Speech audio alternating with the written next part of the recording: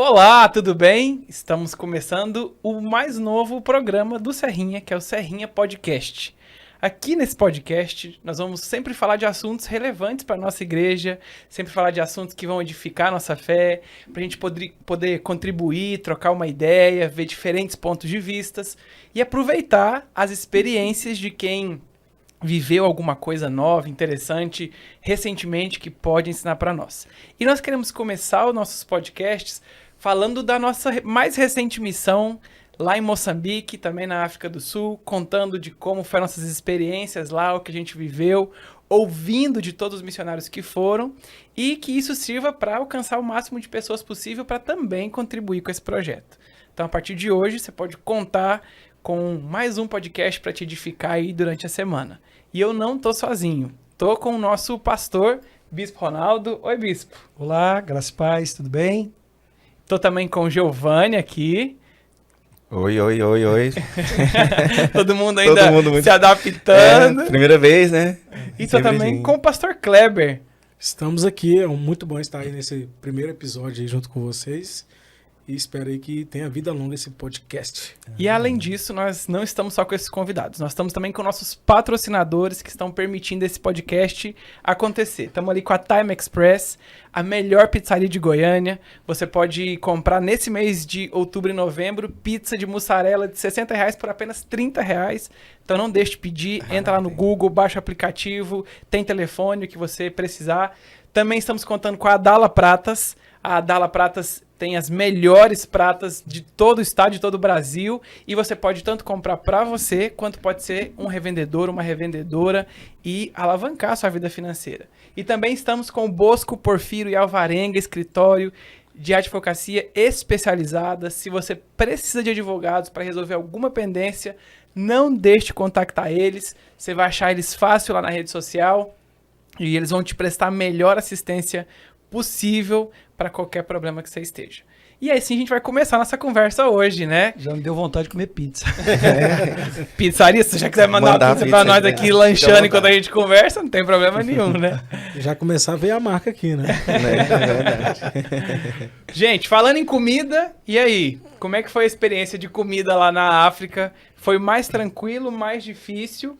Para mim e pro Bispo, a gente já tinha ido algumas vezes, mas vocês foram a primeira vez. Como é que foi comida na viagem? Olha, a minha expectativa, eu estava falando com o Giovanni, a gente estava vindo para cá, que geralmente quando vou fazer algum tipo de viagem, eu não gero nenhum tipo de expectativa. Para não ter frustração. Então eu não vou ter nenhum tipo de frustração, né? Então, assim, eu fui sem expectativa. É claro que a gente fez aquele preparatório da viagem, durante acho que foi 3 ou 4 reuniões que nós fizemos falando sobre o processo, toda a dinâmica lá. Mas aí, geralmente, como eu disse, eu não gero a expectativa. Mas para mim foi bem positivo. A gente foi muito bem cuidado lá pelas irmãs da África, né? Então, poucas coisas são diferentes daquilo que a gente come aqui, lá na né? base é meio nossa casa, né? Ali é nossa casa, né? Mas eu fiquei um tempo aí sem comer frango, acho que... É porque a gente come muito frango lá, porque a carne de vaca ela é mais inacessível, né? Mais cara, então a gente acaba ficando mais no frango. E a gente também não come muito na rua, assim, na verdade a gente não come nada na rua, a gente só come ou industrializado, que a gente compra no mercado, ou que as irmãs da base fazem, que é basicamente frango cozido, assado ou carne moída, né? E até mesmo as coisas que são do supermercado são diferentes do Brasil, né? Sabores, né? Tem um motivo do porquê tudo isso, né? Bom, primeiro, vocês viram lá que o que mais mata lá é a malária e segundo, o cólera. O cólera está na água. Então, por que a gente não come em lugar nenhum lá, em restaurante, lanchonete? Por causa do cólera. A gente não sabe como foi preparada aquela comida. Então, a gente só come se for industrializado ou se for feito na base. Ou numa aldeia que alguém vai para supervisionar e garante para a gente que não tem problema, né? O que eu vi, né, tem uma comida base, né, em todos os lugares que a gente vai, que é o arroz, né, os legumes, mandioca, a shima, batata doce. Então são coisas que a gente comumente já come, né? Então, mas eu acho que é melhor. Acho que porque é bem orgânico. É uma coisa orgânica, não tem agrotóxico. A qualidade, eu acho que isso é uma coisa que é legal a gente desmistificar, porque as pessoas não têm essa ideia, né? Lá em Moçambique, a qualidade das verduras das frutas é muito alta, porque justamente são coisas orgânicas, então elas são mais doces, elas têm mais sabor, muitas vezes são mais macias do que Por as eles não brasileiras, usarem né? agrotóxico, adubo, essas coisas que fazem crescer mais rápido, parece que as verduras e os legumes, as frutas deles são melhor, bem mais gostosas. Eu achei o ananás muito... O ananás é o abacaxi. abacaxi. Menos ácido do que o nosso. Mais docinho Mais também, doce. né? É. Não, as bananas também são excelentes. Fantástico. Tava gostoso mesmo. E a cana de açúcar, pastor Rogério, E que comeu amou tudo, a cana- gente não comeu nada, né? Depois eu vou falar um episódio que aconteceu com as canas de açúcar que a gente ganhou. Com certeza nós vamos mencionar isso aqui. Mas, e tem a shima também, que a shima é uma massa de milho, aquele milho branco meio que a gente faz canjica no Brasil.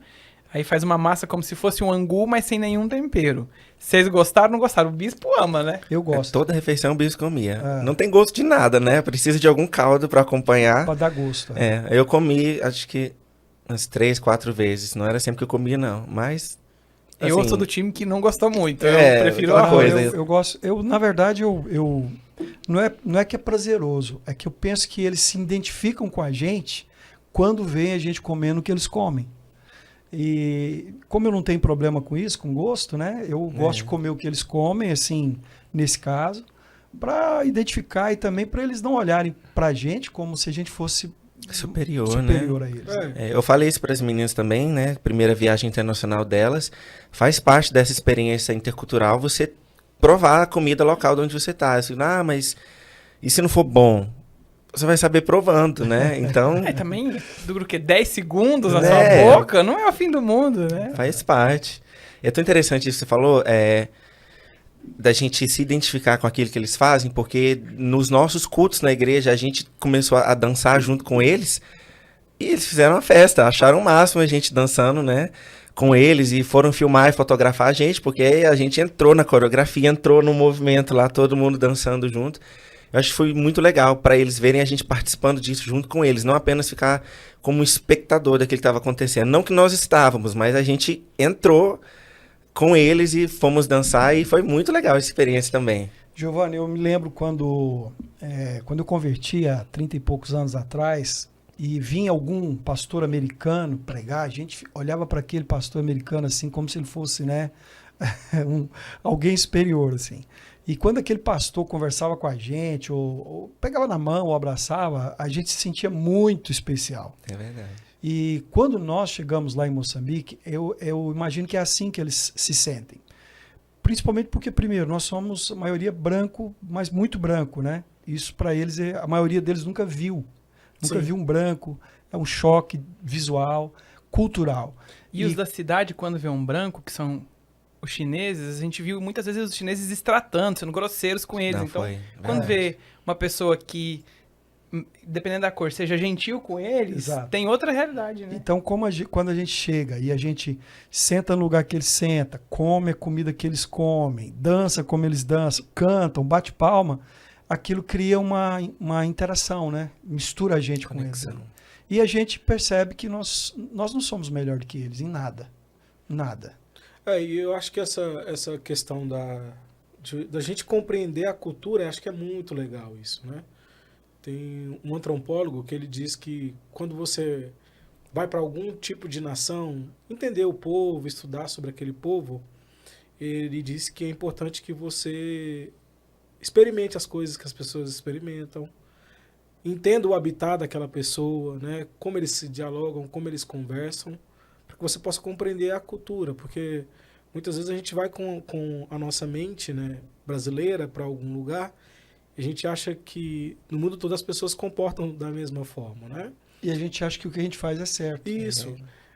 Que o outro que faz é errado. Exatamente. Não, e acho que isso foi uma tentação para todos nós lá de querer abrasileirar a Moçambique. E a gente não estava lá para fazer isso, mas todo mundo, de certo aspecto do que a gente viveu, tentava trazer algo do Brasil para aquela realidade lá, mas a gente sabe que é diferente. Até na reunião que nós tivemos no domingo com a equipe de louvor de lá, a gente falou disso com a Berê, com a Bel, com a galera que estava lá, compartilhando como que as coisas são aqui, mas assim, retém os princípios daquilo que nós fazemos, mas a gente não quer que aqui funcione como o Brasil funciona, porque são duas realidades diferentes, né? Então acho que fala muito disso também, a gente não abrasileirar a cultura deles. Essa essa coisa que você abordou, Kleber, ela é muito forte. Conhecer a cultura para saber a estrutura de pensamento que as pessoas têm. Assim a gente entende melhor por que eles são do jeito que eles são. Já aconteceu, nós temos esse projeto lá há mais de 30 anos, então já foram várias equipes, missionários nossos já morreram lá e tal, vocês conhecem bem a história. E sempre quando vai uma equipe nova, acontece de cometer esse erro. Porque nós achamos que nós estamos certos. Quando a gente está aqui no Brasil, na nossa igreja, a gente pensa assim, que nós estamos fazendo o que Deus quer. E a gente chega lá e quer que eles façam o que a gente faz, porque achando que é assim que é o certo. Mas o nosso propósito lá não é implantar a cultura do Brasil, é implantar a cultura do reino. E isso não é fácil, porque muitas vezes nós não vivemos a cultura do reino. A gente vive mais a nossa cultura, né? Como é que você vai implantar uma coisa que você não vive, né? Exato. Nem conhece Então, de fato. Isso né? confronta a gente, né? Porque nossa missão lá é ensinar a palavra, o evangelho, e levar eles a viverem segundo os valores e os padrões do evangelho. Mas nós somos traídos pela nossa consciência, pela nossa zona de conforto, e na maioria das vezes a gente quer que eles façam o que a gente faz, por achar que o que a gente faz é certo. Quem disse isso? Essa é a ideia do colonizador, né? Dele chegar e ele querer salvar aquelas pessoas das mazelas que ele acha que aquelas pessoas têm. E eu acredito que, não sei vocês, mas o sentimento que eu fico é que eu não salvei nada na África. A África me salvou desse lugar de achar que eu estou sempre certo, de que eu faço tudo correto, de que nós somos a única referência de cristão, de crente, de igreja do mundo. E aí, se deparar com essa realidade, me salvou desse lugar de eu lembrar que eu sou uma peça, uma parte, um membro no corpo de Cristo, não o representante do corpo de Cristo. E acho que essa é uma visão muito, muito legal que a gente tem, né? Porque uma coisa é você ouvir falar, uma coisa é você estar lá, né? E eu acho que o principal papel do missionário, como o bispo falou, é implantar a cultura do reino. Então, quando a gente observa o comportamento do apóstolo Paulo, quando ele vai para a Grécia, ele faz questão de entender o contexto onde ele está, de ouvir as pessoas que estão lá e introduzir o evangelho com a linguagem que converse com aquele público, Exato. dialogue com ele e ele traz a impressão do reino. Exatamente. Ele fala, né? Me fiz de fraco com os fracos. Sim. E vai mostrando como ele teve que se amoldar, muitas vezes, a uma cultura para poder falar o coração das pessoas, né? Esse é o objetivo. Em Atenas ele usou um Deus que eles já serviam e não sabiam para mostrar para eles quem era o Deus verdadeiro, né? Então ele usou um elemento da cultura deles, né? E além da comida lá, a gente viu muitas experiências da gente se aculturar. A capulana, por exemplo, que as meninas chegavam e elas já enrolavam a capulana elas ali para elas se sentirem parte, para elas já andarem como elas e tudo. Isso também acho que fez muito parte dessa cultura, dessa aculturização, né? Se é que essa palavra existe. Mas e que mais diferenças vocês viram assim entre igrejas, entre igreja brasileira e igreja moçambicana? Que diferenças vocês acham que são muito marcantes? O que é bom, o que é ruim? Olha, uma percepção que eu tive sobre a igreja moçambicana, eu acho que ela representa também parte da África, né? Acredito que a liturgia dos cultos, né? Ela tem uma diferença diferente do Brasil. Eles têm um foco nos louvores e isso é interessante porque envolve toda a igreja, né? Não é algo que fica com a equipe de louvor, com alguns membros que dançam e alguns poucos que batem palma e acompanham. Acho que a igreja ela se envolve, né, no sentido de estrutura, né, de conversa. Acho que isso é diferente do Brasil. A gente canta músicas diferentes, a gente dialoga diferente. Eles até colocam músicas brasileiras lá, né, porque eles gostam e tal, mas é totalmente diferente quando eles cantam as músicas de lá, né? Então o ritmo é diferente. Até a participação da própria igreja no culto muda, né? Muda. Isso muda completamente porque é uma dinâmica que tem a ver... E aí que entra novamente esse papel da cultura, né? De como o ritmo africano, né? As palmas, o diálogo, as respostas, isso se interage também, né? com o público de uma maneira muito legal, né? E é engraçado que todos nós sendo brasileiros, acho mais interessante quando eles dão vazão para a cultura deles, para a expressão deles de louvor, do que quando eles importam a nossa. E aí quando eu faço a referência, eu fico pensando que as nossas maneiras de cultuar a Deus são muito melhores, talvez, do que as que a gente importa dos Estados Unidos ou da Europa, porque a gente regrava muita coisa, né? E talvez fosse muito melhor a gente fazer as nossas expressões. Uma coisa que me chama muita atenção lá é as músicas sempre têm um significado, não são músicas aleatórias. Eu tenho essa impressão que a gente aqui no Brasil canta música aleatória. A gente escolhe o repertório das canções, vocês que são do louvor talvez vão poder dizer com mais propriedade, mas eu tenho a impressão que às vezes escolhemos mais pelo ritmo, né, pelo embalo ali, do que propriamente do que o que a letra está dizendo, mensagem, do né? que a mensagem. E lá, as músicas praticamente têm uma frase repetida várias vezes, mas com frases muito fortes. Uma que me marcou muito dessa vez foi a música que diz o seguinte: o sangue de Jesus jamais acaba a força. Olha que profundidade que essa mensagem tem. Porque o sangue de Jesus perdoa o pecado, o sangue de Jesus liberta, ele sara, e eles cantam isso. Nossa, aquilo encheu tanto meu coração de eu pensar, qualquer coisa que eu faça jamais vai me afastar do amor de Cristo, porque o sangue de Jesus jamais acaba a força. E aquilo ficou martelando na minha mente durante esses dias todos que a gente ficou lá e até hoje. E uma mensagem simples, num ritmo simples. E eles cantavam nos dialetos também, né?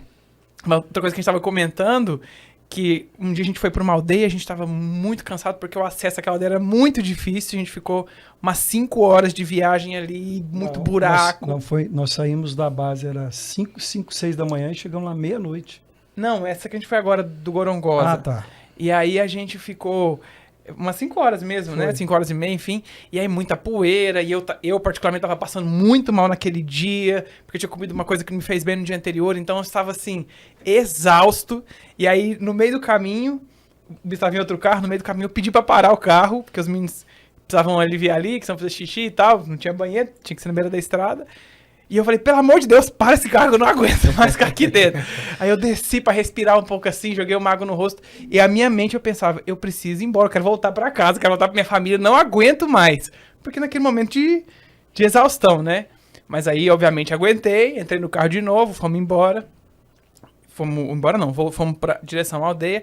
Quando a gente chegou, eles receberam a gente com uma música que é Doramba, Dorambá, Jokerassura, Doramba. Não quero voltar atrás. Voltar atrás eu não quero. É o significado. E aquilo foi um acalento pra minha alma, porque eu pensei, eu queria voltar, mas quando eu vi o ânimo, o empenho, a dedicação desses irmãos aqui para nos receber, eu não quero mais voltar atrás. Então essa música me fez muito sentido naquele momento. E o que eu mencionei, achei que você ia mencionar, era aquela outra viagem que nós fizemos, que nós viajamos acho que quase 18 horas, chegando no lugar, era 1h da manhã, e a gente desceu do carro muito cansado, muito cansado. As estradas são ruins, os carros são velhos, e a gente também está ficando velho. Então, junta tudo, né? E quando a gente desceu do carro, eles cantavam assim, não cansem e não descansem de pregar o evangelho. Meu Deus. Não cansem e não descansem de pregar o evangelho. Naquela hora, aquilo foi como o espinafre do Popeye. Deu renovada. Deu renovada. Tanto é que era 1h da manhã, aquela multidão no meio do mato ali, eles ainda falaram, você podia pregar uma palavra para nós? E frio pra caramba. Não, isso é maravilhoso. Eu acho que uma coisa que nos confronta muito a respeito... É claro que a gente não deve fazer comparações, porque a gente está num país diferente, cultura diferente, hábitos diferentes, né? A maioria dos irmãos lá não tem um emprego formal, né? De CLT, de você entrar às 8, sair às 18. Então, acho que é uma coisa que é legal, é isso, né? Que toda hora é culto. Então, se a gente marcar um culto às 10 da manhã, as pessoas vão. Meio-dia, vão. Eles vão. Na igreja de Gorongosa, a gente estava programado para a gente chegar ao meio-dia. Chegamos às 3, culto, normal. E o pessoal ficou esperando, né? E a igreja cheia, né? Então, assim, quando a Bíblia diz, alegrei-me quando me disseram, vamos à casa do Senhor, lá você sente o real significado dessa palavra. E quando você falou do louvor, foi uma coisa que eu queria ter comentado, é que eles não louvam só com os lábios.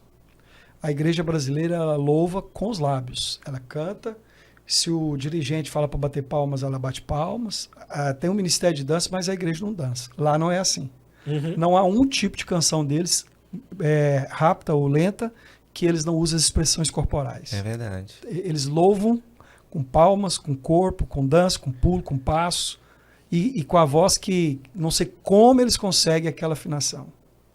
Mas eles É conseguem. uma coisa surreal, é de incrível. Deus. Acho que isso foi uma das coisas que me marcou muito também.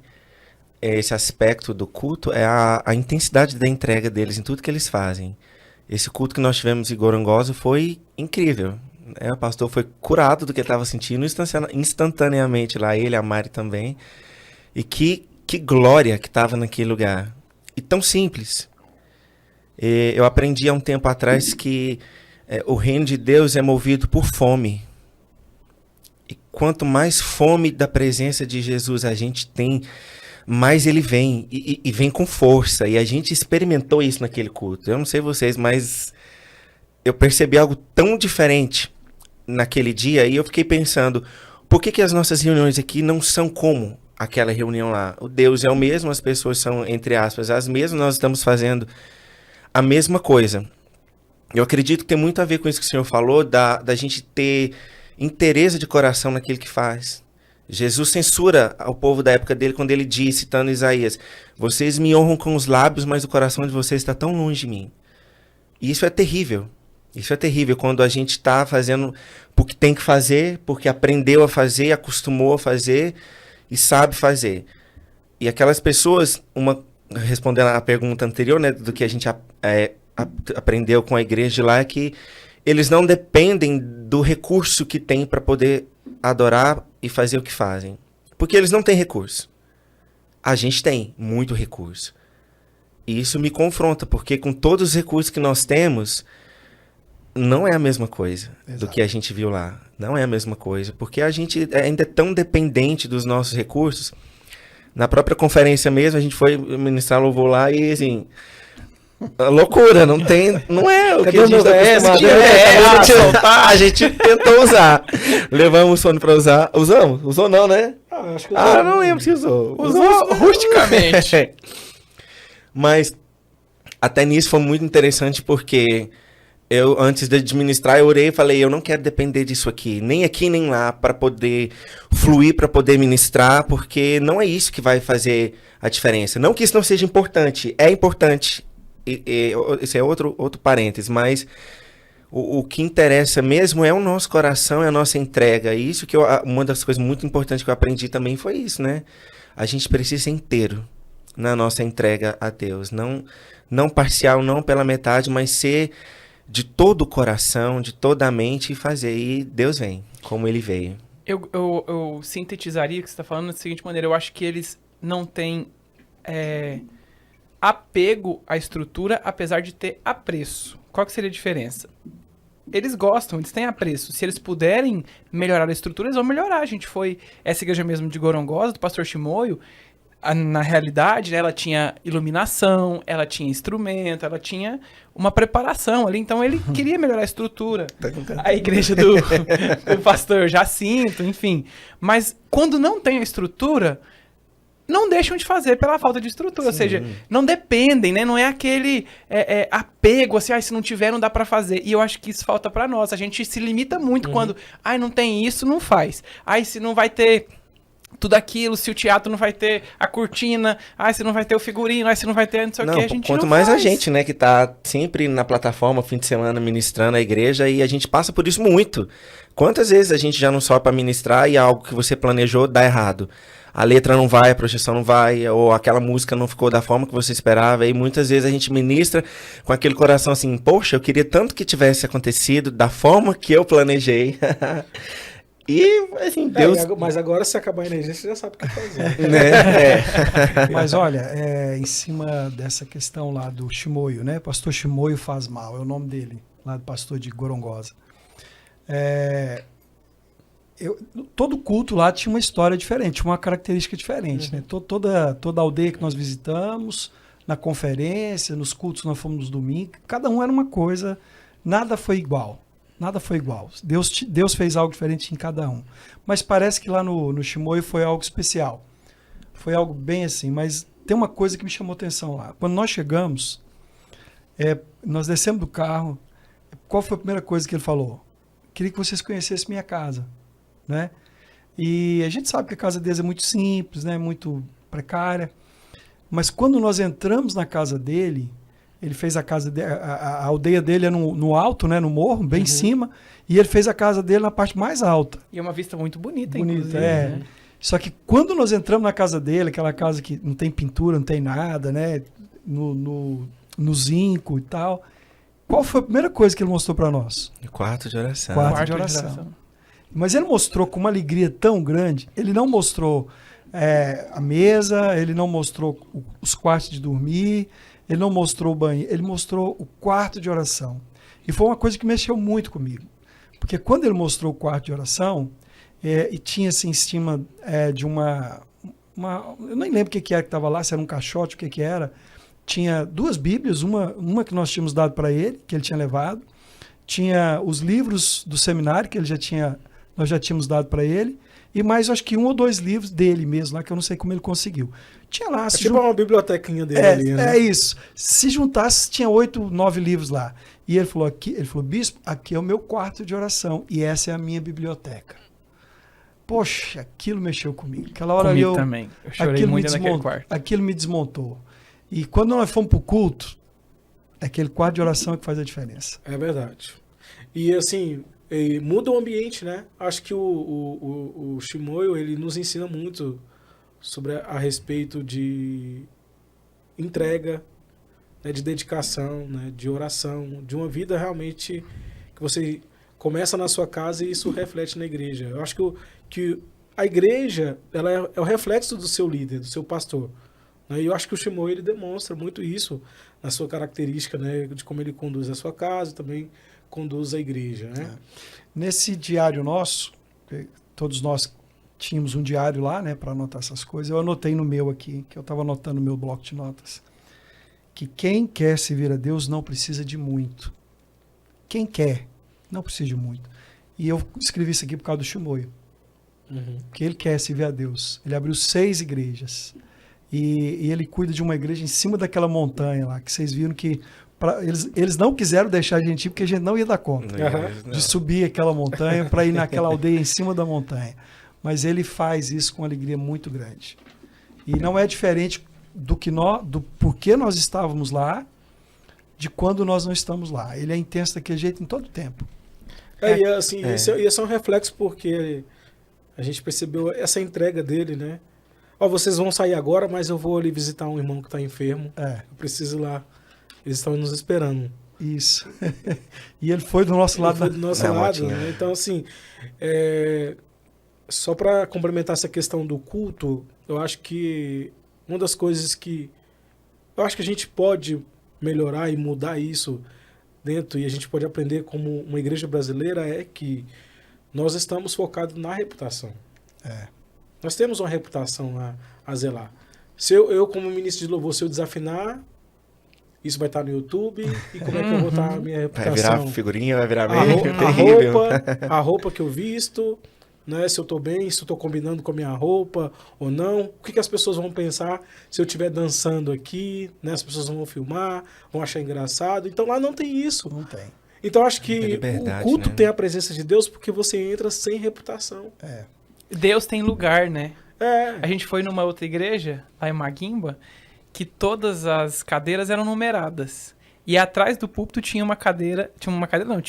lugar escrito número 1. Isso é legal. E ninguém punha cadeira, porque aquele é o lugar de Jesus.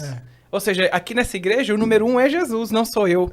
Eu não sento no melhor lugar, nem o pastor. Aqui nessa igreja, o número 1 é para Jesus. Eu achei aquilo muito incrível também. Isso que você falou, Kleber, é um negócio que a igreja brasileira está refém da comparação, da competição, né, dessa disputa.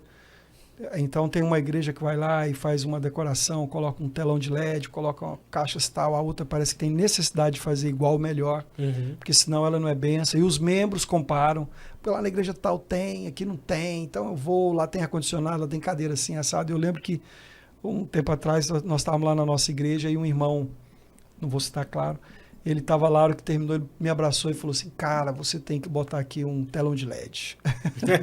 Você tem que botar aqui um telão de LED, cara, você tem que botar isso, cara, você tem que botar aquilo, porque a igreja fulana de tal, que é muito menor, tem. E eu, na hora, assim, eu fui instigado, né? Poxa, tô ficando para trás. Isso que você falou, né? Da competição, da comparação. É claro que o Brasil é outra realidade. Eu não sou contra essas coisas, pelo contrário, não sou contra. Mas nós não precisamos disso. Nós precisamos querer servir a Deus. Essas coisas, elas vão facilitar, mas elas não são essenciais. Elas têm a sua importância, mas não é em função disso. Não é por causa disso que a nossa igreja vai ser melhor ou nós vamos servir a Deus melhor. Né? E voltando no pastor Chimoio, quando a gente entrou no quarto de oração, uma frase que me marcou muito, porque foi a aldeia que eu falei que que cheguei passando mal, então cheguei quando ele fez exame, foi mostrando, fiz um exame de malária, eu tava passando mal. E aí, mas aquilo, toda a recepção deles foi me constrangendo, né, de mesmo um pouco ruim assim, eu não queria deixar de estar ali. E aí, quando a gente entrou na casa dele, a primeira frase que eu falei foi: a paz do Senhor seja sobre essa casa, como Jesus orientou, né, a falar quando ele enviou os 70 e tal. E aí o pastor chamou e falou: não, quero que vocês orem lá no meu quarto de oração para abençoar lá. E quando a gente entrou no quarto de oração, e já chama atenção justamente porque, como é uma casa pequena, geralmente dedica-se os cômodos às necessidades da casa, né, de quantas pessoas estão ali. E ele dedicou um cômodo ao Senhor, mesmo que pessoas ficaram sem cômodo exclusivo. Então, provavelmente os filhos dele não tem um quarto para cada um, mas ele dedicou um cômodo ao Senhor.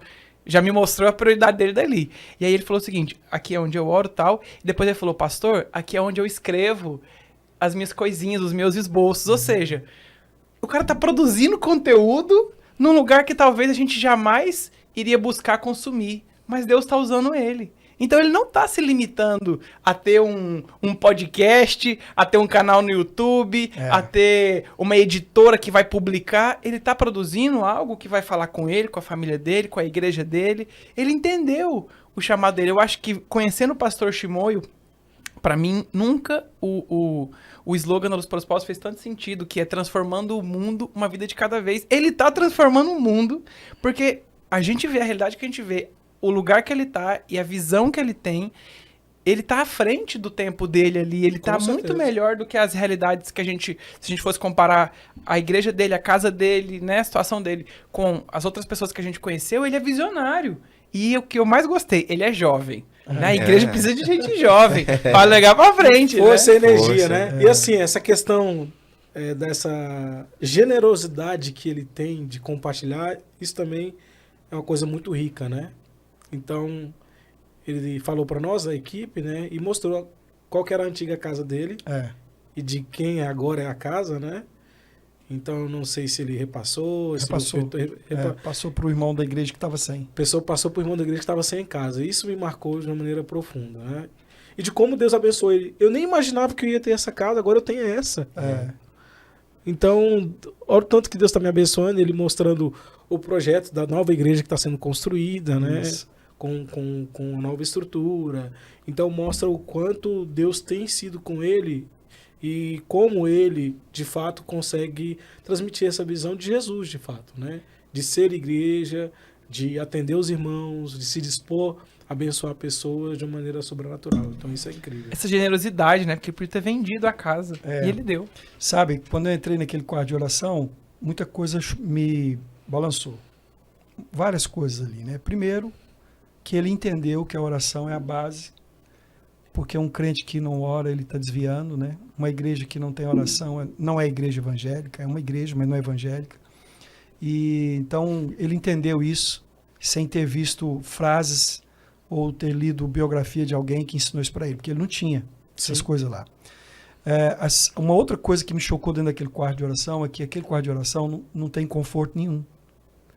É um negócio grosso, caroquento, cimento, não tem pintura, nada. Quente. Não tem, só tem um buraco, não tem nem janela, também, né? E tinha uma cadeira, uma pequena mesa, acho que de 70 por 60, muito pequenininha. E eu fiquei pensando assim, que na minha casa eu tenho a mesa, tenho um computador, tenho um iPad, tem todos os livros, tantas bíblias. E às vezes eu vou preparar uma palavra, eu fico assim, buscando a inspiração, leio uma coisa, leio outra, pesquisa e tal, né? E eu pensei, se eu tivesse que preparar uma palavra aqui, o que ia sair? Se eu tivesse que sentar nessa cadeira, vamos supor que eu ficasse aqui hoje, e alguém dissesse, olha, você vai ministrar no culto amanhã, prepare uma palavra aí. Sabe, eu fiquei pensando, meu Deus, esse homem é um homem de Deus, porque ele não tem essas tecnologias, ele não tem como nós falamos aqui, os recursos, e Deus fala com ele. Porque a igreja estava lá cheia. Ele tem uma palavra de Deus, né? Isso me mexeu muito comigo. Isso é um impacto poderoso, e eu acho que o conhecimento da verdade, da palavra de Deus, ele muda a vida das pessoas. Isso é uma coisa poderosa. Por isso que eu disse para alguns colegas da missão que o seminário ele é um caminho sem volta ali em Moçambique. Porque o seminário, de fato, tem feito a diferença, porque o nosso objetivo, né, como professores, né, e o Giovanni, nós 3 professores, o Giovanni também como professor tradutor ali, a gente tem o objetivo de inspirá-los, né? Não de pegar esse conhecimento, você é obrigado a acreditar nisso. Nossa ideia é levar eles a pensarem a respeito da palavra de Deus, né? Exato. E o quanto o Chimoio, como um aluno dedicado, de entender, de trazer seus questionamentos, de buscar a palavra de Deus, de buscar o conhecimento, o quanto isso mudou a realidade de vida dele. Então, a Bíblia, quando nós lemos a Bíblia, oramos, buscamos a Deus, ela não muda só a nossa realidade espiritual, do conhecimento, daquilo que nós pregamos, mas também ela muda a nossa realidade de vida. Isso é um reflexo muito poderoso. Exato. Kleber, em outras viagens, a gente se preocupava muito em levar coisas para lá. Teve uma vez que nós levamos 2.000 pares de... Nós arrecadamos 2.000 pares de chinelos. Chinela havaiana. Era tanto chinelo que a gente teve que levar em 2 viagens, que a gente não conseguiu levar em uma só. Então, por quê? Porque vocês viram lá que as pessoas pegam muito bicho de pé.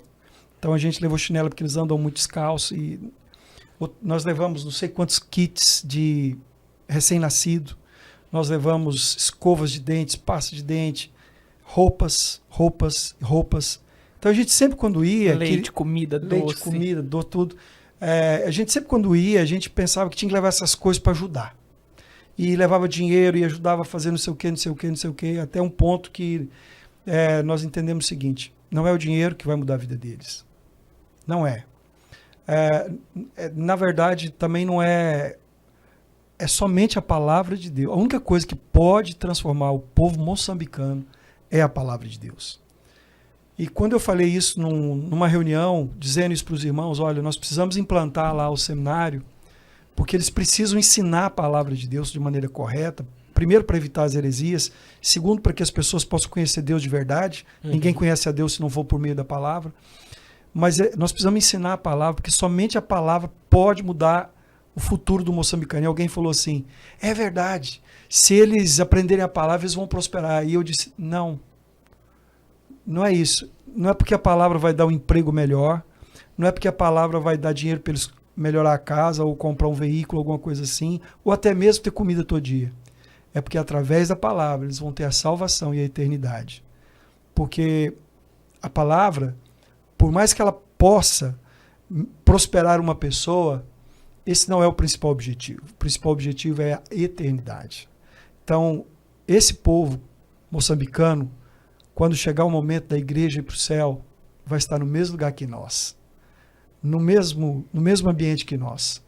E tudo que nós temos aqui, carro, casa, dinheiro, não vai fazer diferença nessa hora. Então, a nossa riqueza, nossa maior riqueza é a palavra. E o que nós temos que levar para lá é a palavra. Não quer dizer que a gente não possa ajudá-los. Não quer dizer que a gente não possa, como fizemos nos orfanatos, com os poços que a gente fura e as outras coisas que a gente faz. Não quer dizer que não é para fazer isso, mas em primeiro lugar, a palavra de Deus. E foi tão interessante que eu tive uma experiência enquanto a gente estava dando aula, que na verdade no momento que eu estava traduzindo o pastor Rogério, e aí, que não é uma coisa que acontece regularmente quando a gente está dando aula no seminário aqui no Brasil. E o pastor Rogério dando aula, eu traduzindo, teve uma hora que o pastor Rogério falou, durante a aula dele, e falou algo justamente sobre esse contexto de que a gente não precisa de muito para servir a Deus, que a gente tem que confiar em Deus e tal. Eu fui tomado, assim, de uma maneira pelo Espírito Santo que eu não conseguia falar mais. O Giovanni eu falei assim, Giovanni, traduz aqui, porque eu só conseguia chorar. E Deus começou a falar comigo, uma aula que eu já tinha ouvido, uma aula que eu até já tinha dado, mas naquele momento, uma unção diferente de Deus, naquele lugar, e eu fiquei um tempo ali, chorando e sendo ministrado por Deus, por causa dessa transformação que a palavra de Deus realmente pode causar na vida das pessoas, né? Foi incrível a nossa experiência com o seminário. A gente estava até comentando no caminho vindo para cá, né, dos nossos desejos de voltar ano que vem para poder continuar esse trabalho que a gente começou. E acho que a gente não pode falar do seminário sem lembrar do pastor que a gente estava falando, né, do pastor Ernesto Foia, foi um dos nossos melhores alunos do seminário, e ver o que a palavra de Deus tem feito na vida daquele homem, de toda aquela galera lá do Malawi, todos eles lá, né, como tem alcançado a vida deles, e uma coisa que a gente não esperava, que graças a Deus aconteceu, e se Deus quiser ano que vem já estamos com base no Malawi, começando o seminário lá também, e eu acredito muito nisso, que o que as pessoas precisam realmente é conhecer a Deus, a palavra de Deus, é o que vai mudar. Toda a experiência que a gente teve de encontrar alguém na rua pedindo alguma coisa, a gente fica muito incomodado querendo dar, mas a gente sabe que não vai ser suficiente, né? Até mesmo na África do Sul, quando a gente estava voltando, que é completamente diferente também de Moçambique, a gente parou no semáforo e viu um rapaz pedir dinheiro, comida, eu fiquei olhando assim, muito incomodado, não tinha nada lá. Falou, oh, meu Deus, eu queria tanto dar alguma coisa para esse homem. E eu me lembrei disso. Falei, o que eu posso dar para ele é muito mais do que um recurso, mas é uma palavra de eternidade para ele. Isso é o que vai mudar aquele lugar. Então, isso que nós estamos fazendo com o seminário é muito de Deus mesmo, né? Deus está nisso. Mas você falou do pastor Ernesto Foyer. Conta pra gente quem que é o Ernesto Foyer, qual que é o... Por que ele é uma referência? Por que ele foi um dos melhores alunos? O pastor Ernesto tem 76 anos de idade, 78 anos de idade, viajou... Eu vou errar esse número. Foi 200 ou foi 2.000? Não, ele viajou 280 quilômetros. Isso. De moto. Pois é, que eu tinha anotado esse 200 aqui, aí depois... Mas depois ele pegou o trem. O comboio, então... teve um trecho a pé. Ou seja, ele viajou muito para poder chegar lá em Londres, né? Da outra vez, ele viajou 280 quilômetros. Com 78 anos, ele viajou 280 quilômetros em cima de uma bicicleta, 3 dias de trem e acho que foi um dia de a pé. Eu não sei quantos quilômetros de a pé, para poder chegar onde a gente estava e ouvir. Agora, como nós conseguimos em julho dar uma moto para ele, aquelas motos oitentinha, né? Uhum. Que não pode chamar aquele de moto. É uma moto chinesa, custa $500. É quase uma van, porque cabe 5 pessoas.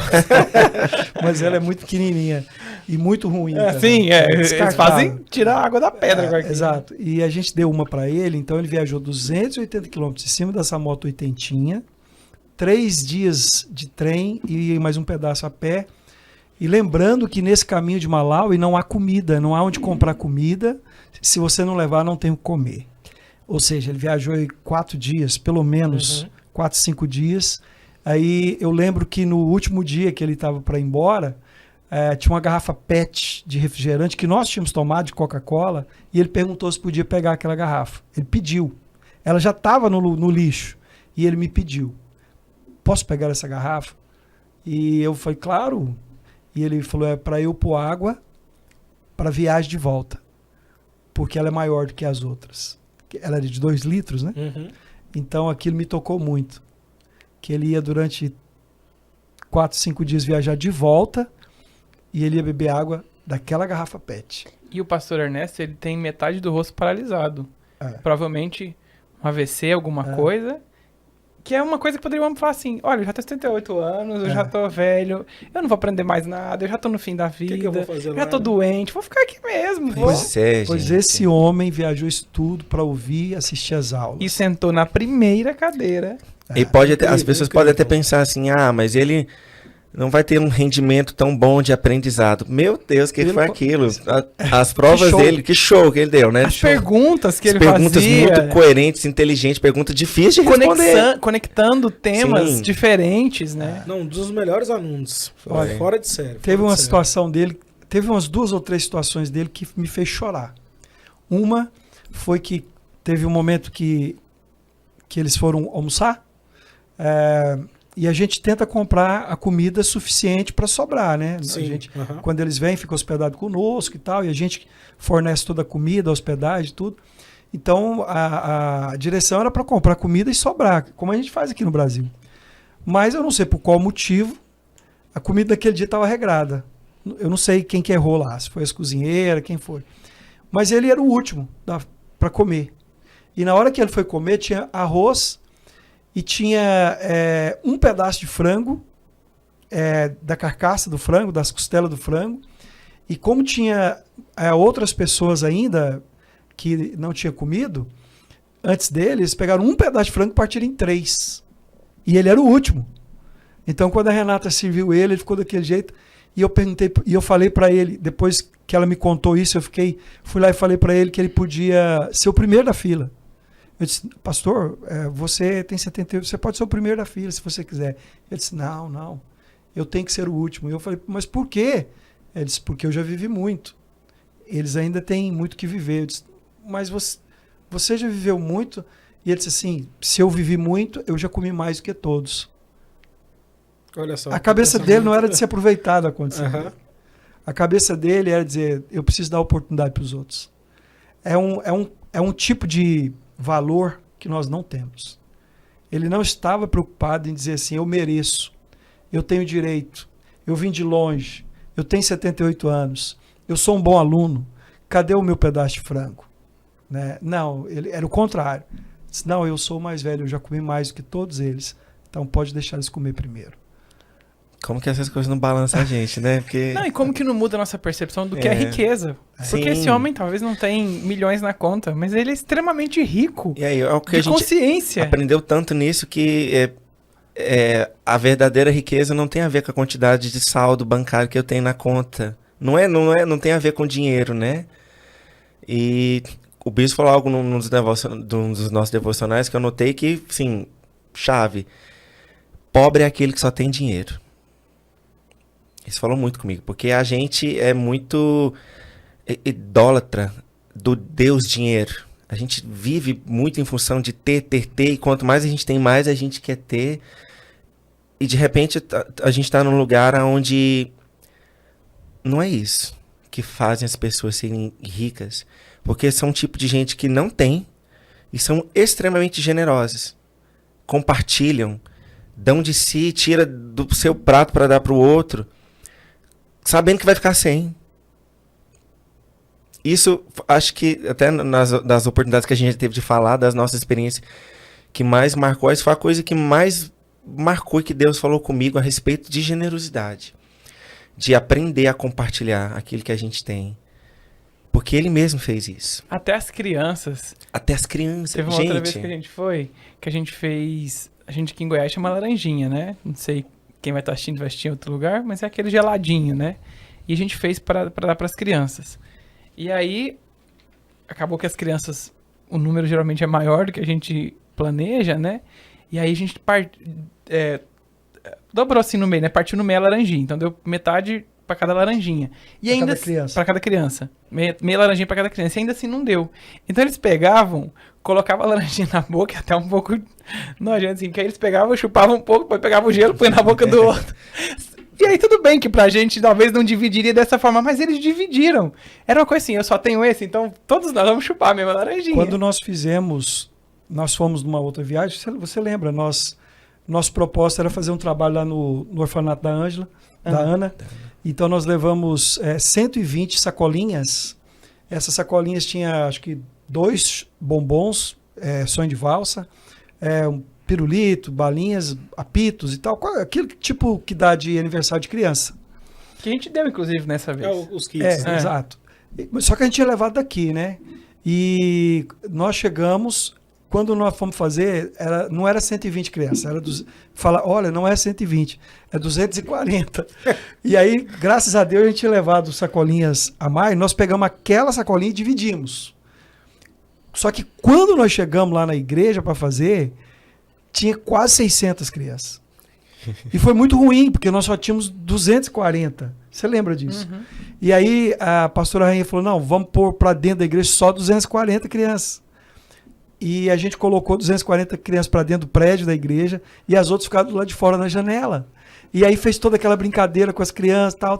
Quando terminou, a gente entregou para as que estavam do lado de dentro e as outras 300 e tanto na janela. A gente entregou para as que estavam do lado de dentro as sacolinhas com chocolate. E elas pegavam a sacolinha e nós falávamos, é sua, pode abrir, pode comer, tal. Elas abriam e não comiam. As crianças abriam e a gente não sabia por quê. Eles nunca comeram isso? A gente pensou isso, né? Eles nunca comeram chocolate. onde a gente estava, a maioria, quase 100% deles nunca tinha comido chocolate. As irmãs lá falavam isso, nunca comeram chocolate. Só que quando a gente abriu a porta para eles ir embora, e eles se depararam com as outras crianças, eles abriam a sacolinha, pegavam o chocolate, dividia e dava metade para o que estava do lado de fora. Isso me arrebentou, porque eles foram muito mais generosos, a estrutura de valor deles, eles dividiam o chocolate com o que estava lá de fora. E eu perguntei para uma menininha assim, que eu não sei quantos anos ela tem, a gente pensa que eles têm uma idade, eles têm outra, né? Sim. Eu achei que ela tinha lá uns 7, 8 anos, mas não perguntei a idade dela. Perguntei, por que você dividiu o chocolate? Era seu. Por que você não comeu? Ela estava dizendo que nunca tinha comido. Ela estava falando para mim, obrigado, primeira vez que eu como isso, nunca tinha comido, é muito gostoso. E eu falei, por que você não comeu tudo? Era seu. E ela falou assim, se eu comesse tudo, eu ficaria triste, porque ele não ia ter comido.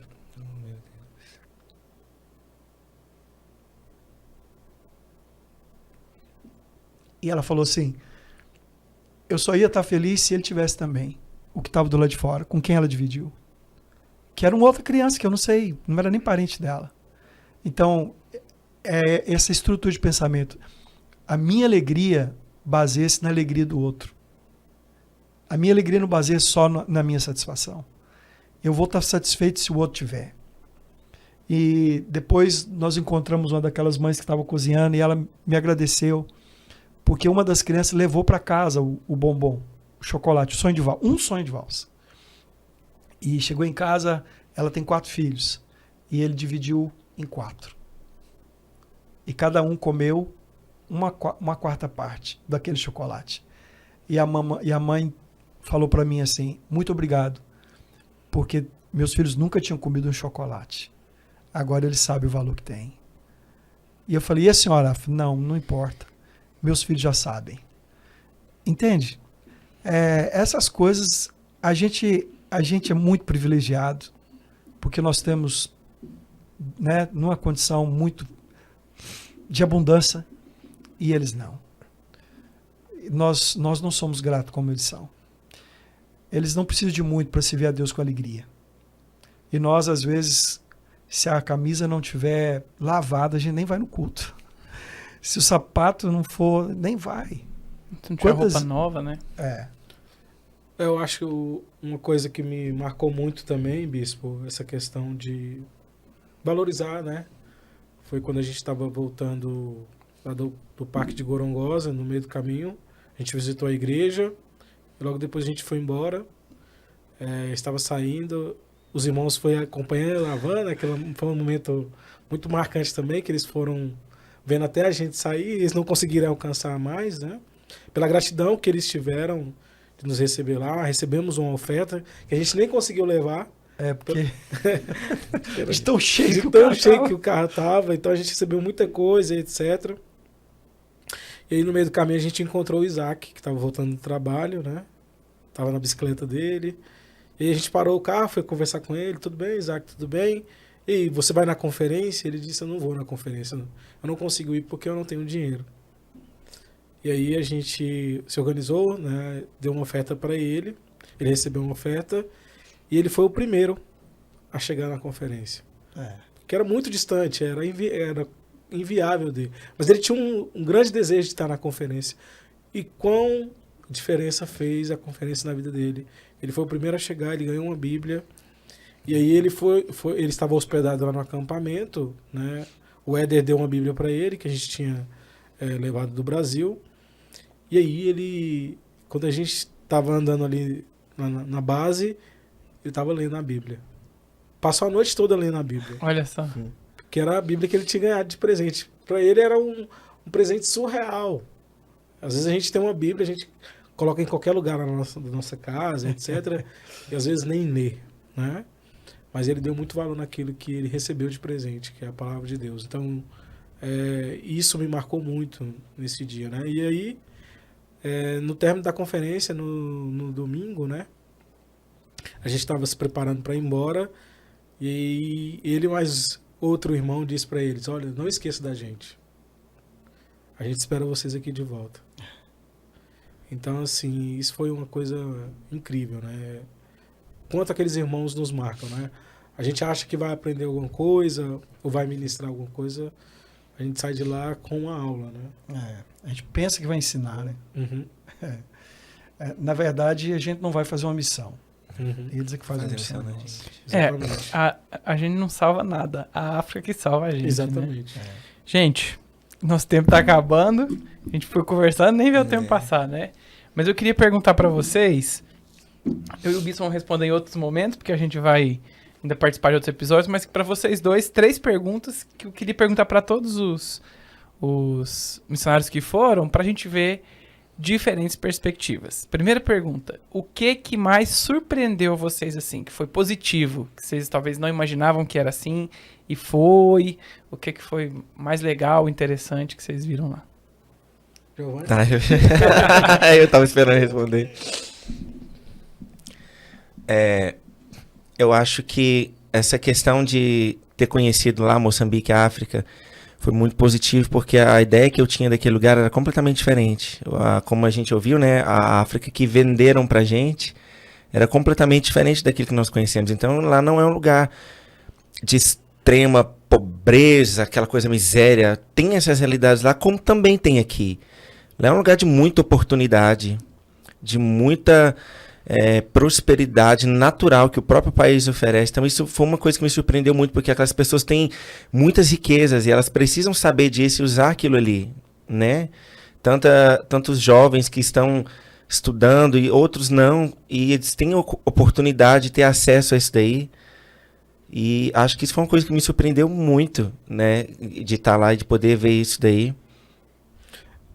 Assim, tem muitas coisas que me surpreenderam em Moçambique, né? Acho que é uma viagem que muda a nossa percepção de mundo, de vida, do que a gente tem de valores, etc. Mas uma coisa que me chamou muita atenção é como as pessoas são educadas. Isso é uma coisa surreal. Desde as crianças, como elas te tratam, como elas conversam com você, as mulheres, os homens, como eles têm você em autoestima, né? Eles praticam o que o apóstolo Paulo fala, né? Que nós devemos ter o outro irmão em autoestima, né? E em todos. Não é por causa do cargo, mas eles têm uma educação extrema, né? De como eles honram as pessoas, como eles veem as pessoas, cumprimentam, abraçam, dialogam, conversam. Então isso foi uma das coisas que me impressionou também em Moçambique. E eles são bastante formais, né? Tudo Sim. tem um ritual. Sim. A liturgia, a igreja tem um ritual, o culto tem um ritual, até pra comer tem um ritual. Quem senta primeiro, quem ora primeiro, quem come primeiro, Tudo isso quem lava a mão primeiro, né? tem esses valores, né? E uma outra coisa que me marcou muito positivamente é que o pastor Jacinto reforçou isso no culto. Na nossa tradição, como moçambicanos, ninguém sai da nossa casa com as mãos vazias. Essa é a nossa africanidade que ele falou, né? Essa é a Não nossa despede ninguém de mãos africanidade. vazias.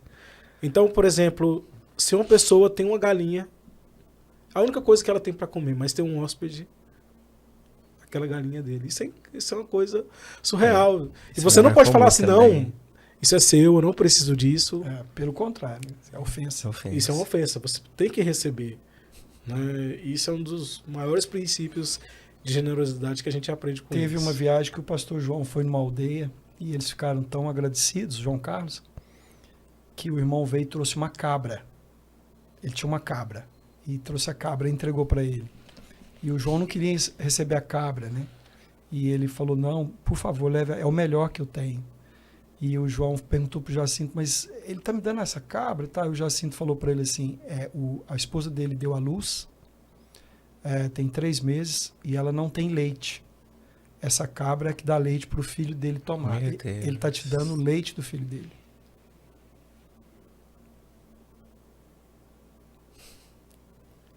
Teve uma vez que eu fui, a primeira vez que eu fui, que eu até guardo isso, quem conhece de perto já viu lá na minha casa, que fica num lugar de destaque pra mim, que a primeira vez que eu fui, quando é no fim da viagem, geralmente a gente separa algumas coisas que a gente não vai precisar e deixa pra eles, né, uma camiseta, uma calça, um sapato, porque a gente vê as necessidades, então a gente vai deixando. E aí, nessa viagem, eu tinha enfim, deixei uma calça jeans, umas coisas assim que não tava em estado ruim, mas também não eram novas, né? E dei pra um pastor lá. Falei, pra pessoal usar, deu uma bota, tudo. E aí ele veio com um saco assim, com mais ou menos um meio quilo, não sei, 1 quilo de arroz. Um arroz bem puidinho, assim, mas que eles colhem lá, que eles mesmos plantam. E eu falei, pastor, esse arroz? Ele falou, não, me perdoa, é a única coisa que eu tenho pra comer. E eu falei, mas não posso aceitar. Ele falou, não, mas por favor, você me deu um presente, eu não vou te dar nada em troca. E eu pensei que tava arrasando, porque eu tava dando o meu resto, e ele me deu do tudo.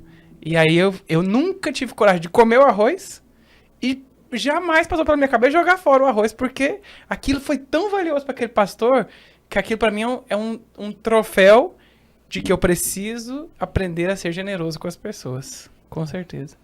E o que chocou vocês, assim, que foi ruim, que vocês não imaginam, não é nem que não imaginavam, mas que, assim, marcou de uma maneira negativa no sentido de que foi difícil? Olha, uma das coisas que me marcou profundamente em Moçambique, né, acho que foi difícil, a gente observa lá que a guerra trouxe um malefício para Moçambique, né, principalmente onde a gente estava, na cidade de Beira de Dondo, o quanto que as guerras políticas, né, de partidos e outras coisas fez com que a cidade não evoluísse, né, não crescesse como ela deveria crescer. E, infelizmente, a gente vê o reflexo disso dentro da sociedade, né? Então, algumas condições que não são condições aos nossos padrões, claro, também condições de salubridade, de vida, de sobreviver. Então, isso é um impacto muito grande, né?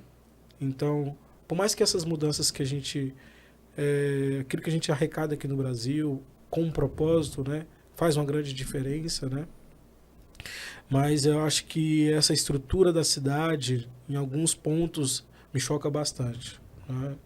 Então, como que algumas pessoas vivem dentro daquela condição, né? Dentro daquela realidade, né? Então, é claro que a solução daquele povo não é o governo, a gente crê em Deus, na palavra de Deus, nas mudanças que a palavra de Deus pode trazer, mas isso foi uma das coisas que me chocou bastante, né? Algumas condições sub-humanas que as pessoas vivem naquele lugar, isso choca a gente bastante. Por causa da exploração de outros, Sim. né? Desses partidos que tomam o que é dos outros, né? Exatamente. Foi muito, muito, muito ruim ver essa realidade mesmo.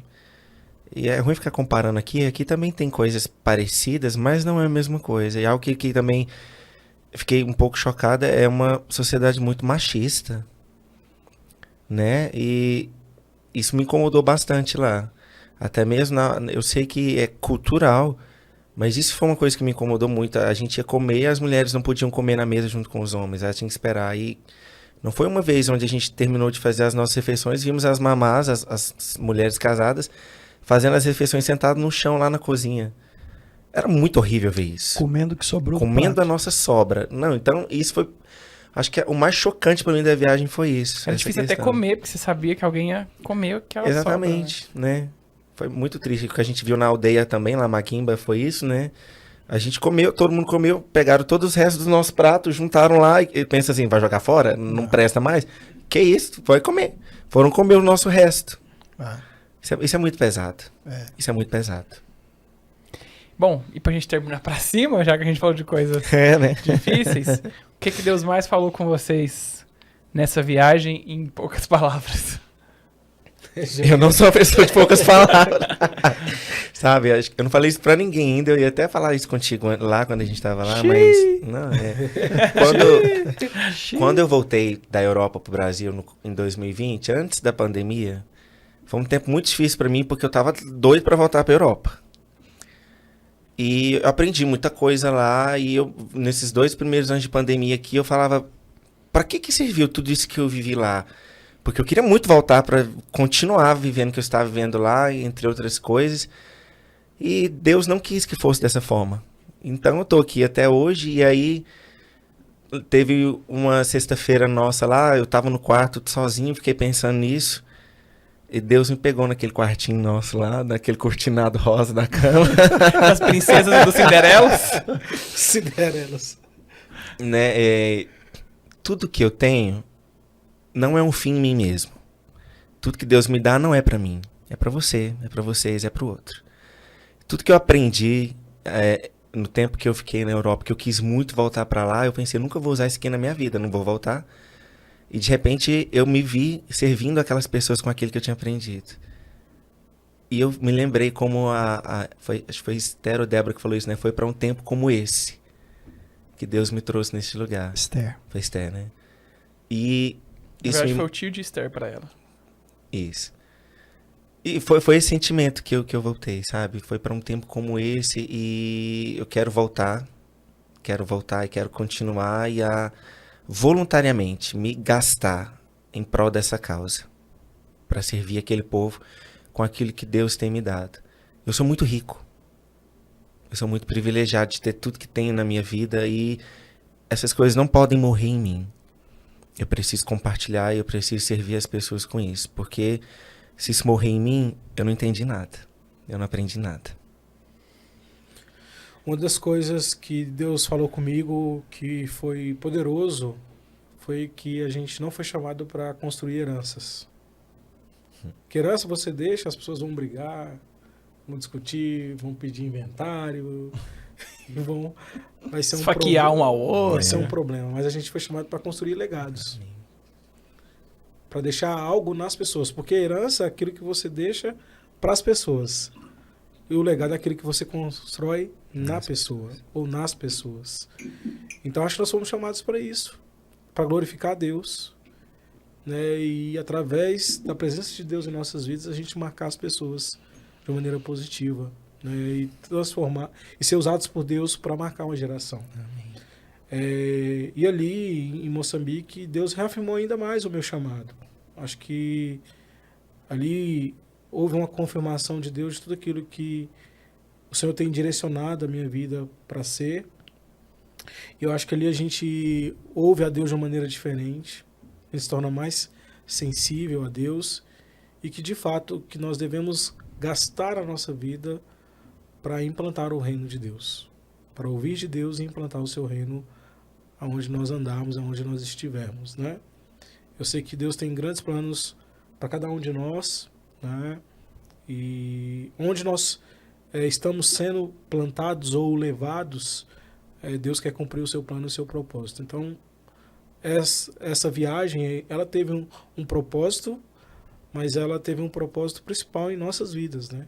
De mudar nossa percepção, de nos levar a entender que o Evangelho é muito mais profundo.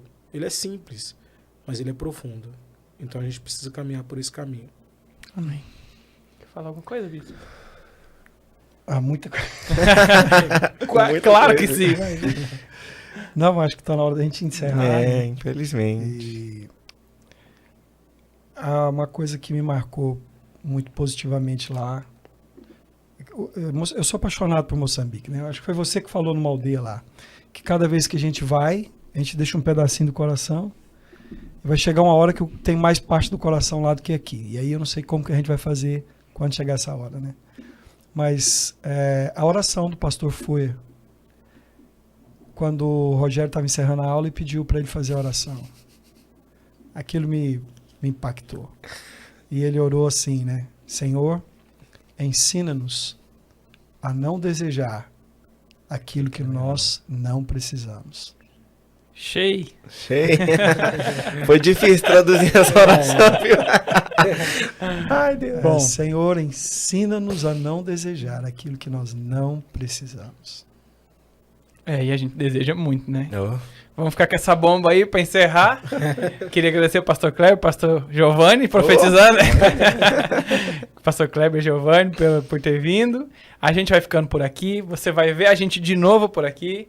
Quero agradecer aos nossos patrocinadores, a Pizzaria Time Express, a Dala Pratas e o Bosco Porfírio Alvarenga Advogados, que estão nos ajudando. Se você quer ser nosso parceiro, entre em contato conosco. Queremos alavancar esse projeto ainda mais. E você também pode nos ajudar divulgando. Você pode se inscrever no canal aqui do Serrinha e compartilhar para mais pessoas assistirem, para as pessoas verem, entenderem nosso projeto. Cada episódio vai falar de um tema diferente e assim a gente vai poder compartilhar e ampliar o reino de Deus. Esse é o nosso desejo. Muito obrigado por ter nos assistido. Fique com Deus e até o próximo episódio. Tchau. Tchau, pessoal. Tchau.